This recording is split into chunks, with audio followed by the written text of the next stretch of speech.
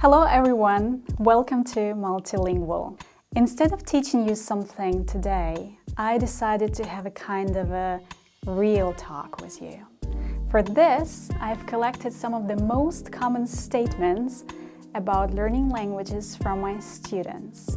So in today's video, I'd like to comment on them and encourage or discourage you from doing something and maybe help you improve your learning strategy. So make yourself comfortable, make yourself a cup of tea or coffee, and let's start our talk.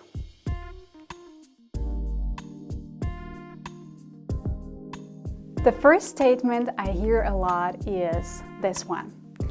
Every single day I watch series with subtitles, listen to podcasts and read books in original. However, nothing happens. I still cannot speak fluently and it just doesn't help. I'd like to start my answer with a question to all of you. If I showed you how to ride a bike, would you hop on it and start riding straight away? Would you learn to ride a bike by just looking at how I'm doing this every single day? Probably not. So if you just look at other people doing something, regardless of how often that happens, you will not be able to do it yourself unless you actually start doing it, right? So by consuming and getting some input without producing anything and making any output, you won't be able to achieve your speaking goal. I think by watching, listening, and reading, you'll be able to improve your listening skills and your pronunciation skills because you will start imitating other people. And you'll be able to pick up some new vocabulary. However, as long as you consume and don't produce anything, you won't manage to speak fluently. For this, you'll actually have to start speaking. You have to leave your comfort zone and search for every possible opportunity for you to speak. But I have no one to talk to. I have no native speaker around me. That's also a question I hear a lot. If you have no one to talk to, it's a no problem because you can try the shadowing technique. While watching your favorite Netflix series, switch the subtitles on and try to speak along. You can synchronize your favorite actor or actress whose accent appeals to you. Switch the sound off and the subtitles on. You can speak along with them or mute the video. Be their voice, trying to imitate their intonation, their pronunciation, and their accent. Daily practice of 15 minutes is enough and already effective. Let's come to the next statement, and it says you have to be talented and live in an English-speaking country if you want to get a higher level of English. So I can partially agree with that. Let me begin with the first part. Talent is just exceptional. There is no doubt about it. If you're talented, then it's a no-brainer for you to learn a language. It's just awesome. But believe me, I've had a lot of students, and some of them were talented. However, they were just lazy, to let me put it simple. Another group of students, on the other hand, was better at math than English, but they were so diligent, they worked so hard, and they could actually catch up to the talented ones and even become better. So being talented and taking the most advantage of your talent doesn't always align with each other. So make sure to be talented as well as hardworking. That definitely pays off. Concerning the second part of the statement, I would like to say no, definitely not. Let me give you an example here. I live in Germany, and I've met many people living in Germany for years, and they still cannot speak German properly. That means you don't have to travel to the country and you don't necessarily have to study there. What you actually have to do is to see your goal clearly and have an action plan on how to reach it. Statement number 3. I learn lots of vocabulary and I write them on cards and practice every day, but they don't stick. I just can't remember them when I need to. Here is my question again. How do you put the words down? Do you write a word and a translation on the back of the card? Usually that's what students do. And it doesn't work because you're trying to use words in an isolated way without using any context. However, it's not how it works. If you do not provide any examples with the words, your brain won't know how to use them properly. So for your brain, they're just separate words with no connection.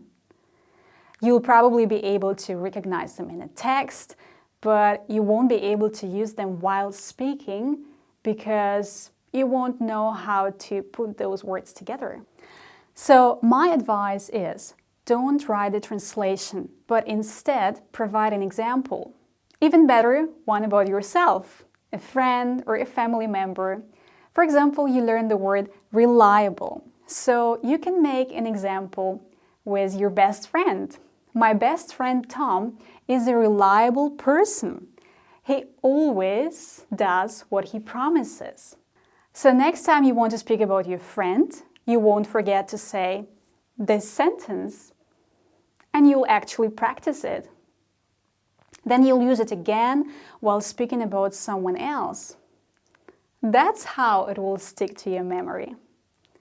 Remember this, we memorize the information better if it causes emotions in us, especially surprise. I remember how surprised I was when I learned the word berries in my Spanish class. Do you know what the Spanish word for berries is? It's las frutas del bosque. So the direct translation is something like fruit of the forest. Sounds really nice, doesn't it?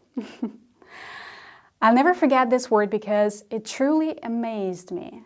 And whenever I make myself my favorite porridge with berries for breakfast, I always say to myself, today I'm having porridge with frutas del bosque.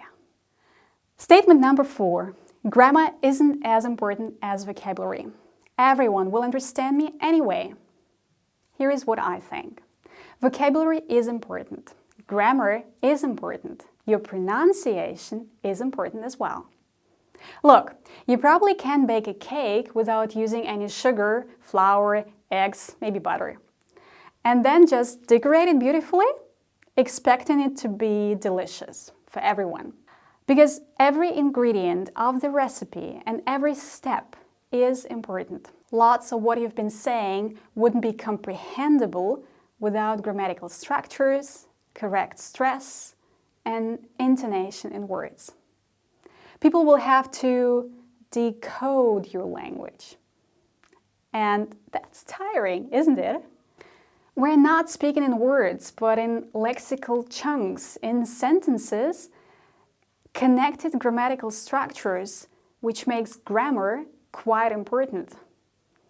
So the only thing I could agree with is there is some priority in grammar. What you should learn first, what next, and what you might never ever need for your discourse. In English, for example, tenses are quite important. You have to understand the difference between I will and I'm going to, I stay and I'm staying, I heard and I've heard. You can check out my videos on grammar if you like. I have a couple of them on my channel. Make sure to bake your cake with all the ingredients without missing any steps. And that's how your cake will be, and in this case, it's your language that will taste, and everybody around you will enjoy it and not try to avoid talking to you. And the statement number 5 and the final one. The best way to learn a language is by talking to people. I think that if you are a child, then it's probably true. Children pick up the language effortlessly and because they have no fear of making mistakes, and when they actually make them, they learn from them a lot. If you're not a child, but an adult, probably, it won't serve you much. Let me tell you why. I've had plenty of students in my classroom who had learned the language on the streets. Mostly they were fluent, that's true, but they were not accurate. And the problem is, once you've learned something incorrectly, it's a conundrum to forget it and start from scratch. So here is my suggestion. Start learning a language with a teacher in a group while taking your first steps. As soon as you get more proficient, you can continue studying the language on your own, improving it by talking to people. But let an expert show you the ropes first, before you go your own way. Okay guys, those were 5 most common statements I've heard from my students in years of my teaching practice. So what do you think about them? Let me know in the comments down below what you think, whether you are a student or maybe a teacher watching this video. I'm really curious to get your feedback. Thanks a lot for watching this video. I hope you enjoyed it. If it is so, please give me a thumb up to motivate me to make more videos like this. And don't forget to subscribe to this channel not to miss more helpful content coming up next. And I see you next week. Bye guys.